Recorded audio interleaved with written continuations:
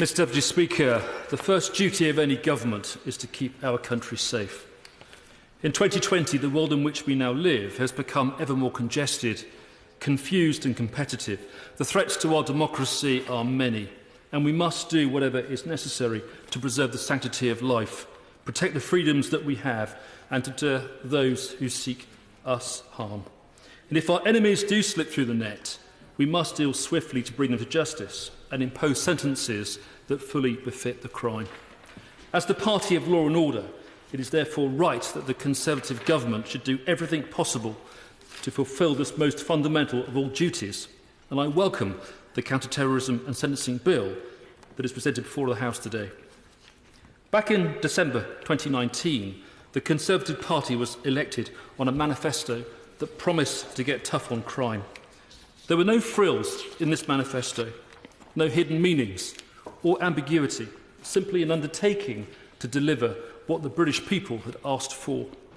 And this bill is another example of the Conservative government delivering on its promises as part of an ambitious policy agenda to put the pride back into Britain and to do what is right. In the Queen's speech in December 2019, the government said that it would legislate to ensure the most serious terrorist offenders stay in prison for longer. Following the attacks at Fishmongers Hall in November 2019 and at Streatham, the Terrorist Offenders Restriction of Early Release Act was passed as emergency legislation to change release arrangements for certain terrorists, offenders in England, Wales and Scotland. At that time, the Justice Secretary said that wider measures would follow, and here they are. So this is another key moment in British politics as we seek to reinforce our covenant with decent, hard-working and law-abiding people as they themselves seek to go about their daily lives freely, safely and without fear of indiscriminate violence. As for the brave men and women of our police and security services, the government will always back them and empower them to do their job. They will be given the powers they need to combat new threats and the political support to know that they are valued and trusted. But none of this will be viable without a more robust justice system, one that stands for the law-abiding majority, not the criminal minority. It is therefore incumbent upon this democratically elected administration to pass sentences that serve to recompense, deter, rehabilitate and to deliver what it says on the tin.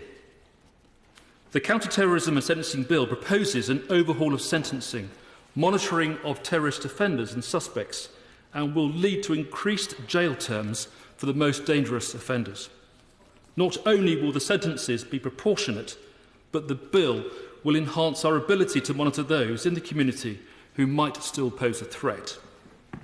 When used alongside our whole society approach and prevent strategies, it will also be more decisive in diverting people away from violent extremism and for rehabilitating and de-radicalising. And I'm reassured that this bill will allow the time needed for the independent review of the Prevent strategy to consider its impact and to deliver an outcome which will strengthen our first line of defence against terrorism. In terms of what the bill actually provides, we have heard the detail. And to those who might suggest that it's just another example of a large Conservative majority pushing aside human rights, the answer is, of course, no. This is actually about the rights of ordinary people who just want to go about their lives. This is about the rights of those families who have suffered from the indiscriminate and appalling effects of terrorism, and those who might otherwise be affected.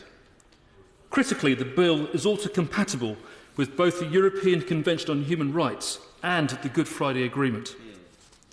But above all, it reflects a wider determination from right across the UK to tackle terrorism, and it gives the public confidence that the government can and will intervene more robustly when required. So, Mr Deputy Speaker, to those politicians who listened to the electorate, this is what we promised, and this is what we will deliver.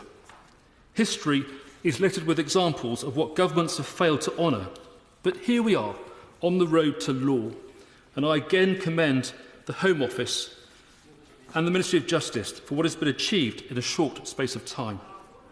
Not only does this fulfil the pledges that were made, it also allows our independent nation to evolve as we must to protect our freedoms.